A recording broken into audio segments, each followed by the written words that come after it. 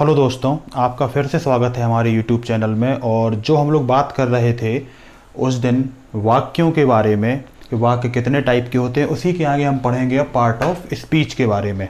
तो part of speech वाक्य का वह भाग है या वह चीज़ है जिससे हम अपनी बात किसी को बोलते हैं, पर हमने क्या बोला वो आपको समझ में आए। मैंने बोला बाहर निकल जाओ, अब ये गुस्से में बोला है कि रिक्वेस्ट की है। तो इसी तरीके की चीज़ों के या कन्फ्यूजन दूर करने के लिए पार्ट ऑफ स्पीच की ज़रूरत होती है। और भाषा के जानकारों ने इसको 8 भागों में डिवाइड किया है। पहला noun, adjective, pronoun, verb, adverb, preposition, conjunction और interjection. Noun, adjective, pronoun, verb और एडवर्ब, प्रीपोजिशन के बारे में आपने सुना होगा। नाउन क्या होती है इसको हम लोग डिटेल में पढ़ेंगे। अभी केवल एक छोटा सा वीडियो है जिसमें आपको इसका इंट्रोडक्शन दिया जा रहा है। तो नाम वगैरह जो होते हैं वो नाउन होते हैं। विशेषता किसी चीज़ की जहाँ बताई जाती है वो एडजेक्टिव होते हैं। नाम की जगह पे जो हम शब्द इस्तेमाल करते हैं उनको प्रोनाउन बोलते हैं। और काम करने वाले जो वर्ड्स होते हैं या क्रिया जो होती है, हमने कहा खाना खा लिया, पानी पी लिया, तो ये सब वर्ब कहलाती है। और इसके साथ में जो क्रियाओं का इस्तेमाल होता है वो एडवर्ब कहलाते हैं।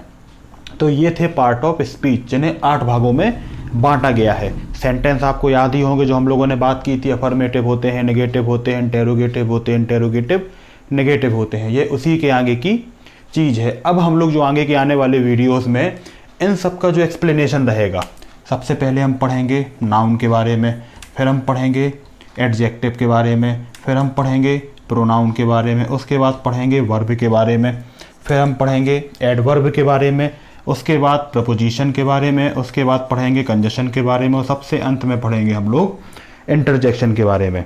अब देखिए, एक चीज़ मैं क्लियर कर दूं आपसे कि स्पोकन इंग्लिश जो होती है उसमें इन चीज़ों की ज़रूरत नहीं होती। ग्रामर की मतलब ज़रूरत तो होती है, लेकिन बहुत ज़्यादा आपको ग्रामर को सोच के नहीं चलना पड़ता है। बहुत सी चीज़ें आप टूटी फूटी भी बोलेंगे, बस आपकी बात समझ में आ जाए तो वो काम चल जाता है।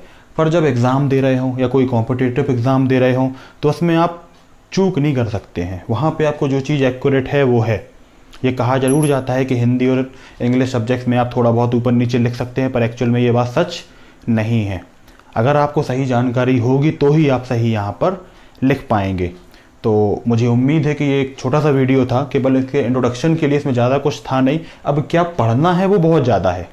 ज़्यादा मेरा मतलब है कि उसको थोड़ा हम लोग एलेबरेट करके पढ़ेंगे पूरे एक्सप्लेनेशंस के साथ में, कि कोई भी चीज़ ऐसी चूक ना जाए।